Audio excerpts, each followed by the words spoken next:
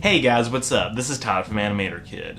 Over the past few months, I've been detailing the future history of Star Trek, examining it century by century through a lens of politics and scientific advancement.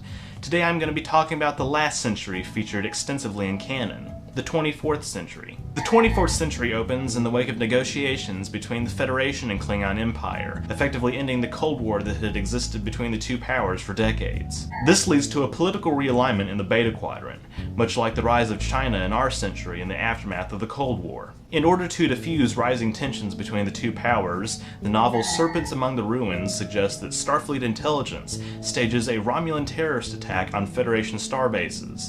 This incident, known as the Tomed Incident, is referenced in The Next Generation as a moment that redefined Federation-Romulan relations.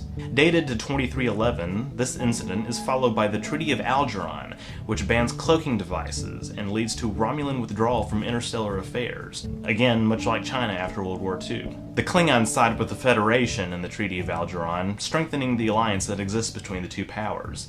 This burgeoning relationship angers the Romulans, who attack a Klingon outpost on Narendra III in 2344. The Federation's defense of this outpost by the USS Enterprise C has significant political repercussions, further polarizing the already rocky relationship between the powers in the Beta Quadrant. Following both incidents, Starfleet shifts towards further exploration of the Alpha Quadrant, engaging with species such as the Cardassians and Ferengi.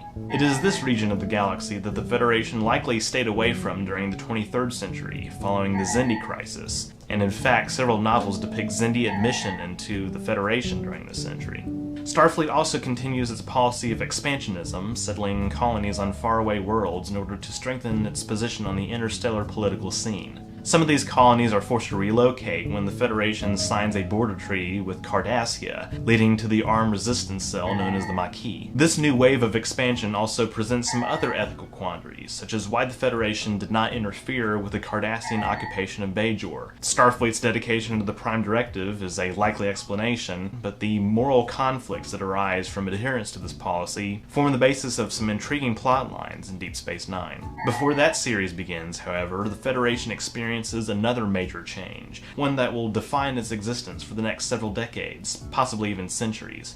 I'm referring, of course, to the Borg, the cybernetic race hell-bent on assimilating every culture that it comes across. The moment that the Enterprise D makes first contact with the Borg is also particularly interesting, because we know it's not really first contact between the Borg and humans. As we find out in the film Star Trek First Contact, this same crew thwarts an attempt by the Borg to change Earth's past. Two Borg drones buried under ice are reactivated after 90 years, sending a homing signal to the Delta Quadrant, which prompts the Borg to make its way towards the Sol Sector. Rumors of the Borg persist after the El-Orien's homeworld is destroyed, prompting the parents of Annika Hansen, aka 7 of 9, to embark on a scientific journey in search of the Borg. After locating the Sol Sector, a Borg cube attacks the Federation, but is destroyed at the Battle of Wolf 359. This is what kicks off Benjamin Sisko's arc in Deep Space Nine, as he must not only deal with the loss of his wife, but also his new responsibility as commander of the Cardassian space station orbiting Bajor. The discovery of the Bajoran wormhole in 2369 also opens up the Federation to the Gamma Quadrant, home to a powerful entity known as the Dominion, that wreaks havoc on the Alpha Quadrant powers in the years-long Dominion War. The war brings the Romulans and Klingons back together in the Federation alliance, as depicted in the final 2 seasons of Deep Space Nine.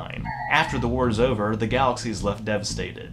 Nothing is the same. The Cardassians have experienced genocide, and the Federation and its allies are set back years militarily. All while this is going on, the starship Voyager is on a return mission from the Delta Quadrant, after having been displaced in 2371. Voyager returns to an Alpha Quadrant that has been shaken up politically. This state of affairs is accentuated when the Romulan Empire experiences a coup at the hands of Shinzon, a clone of Picard who was created to help fight the war. Although he is killed, Shinzon's actions result in the creation of a new Romulan government that begins peace talks with the Federation. Of course, as we see in the Star Trek reboot, Romulus is eventually destroyed by a supernova that is stopped by Spock, who has been working for years to reunite the Vulcans with their Romulan cousins. The aftermath of Romulus's destruction is explored further in the game Star Trek Online, which depicts a Romulan civil war and a power vacuum that has weakened the alliance with the Klingons.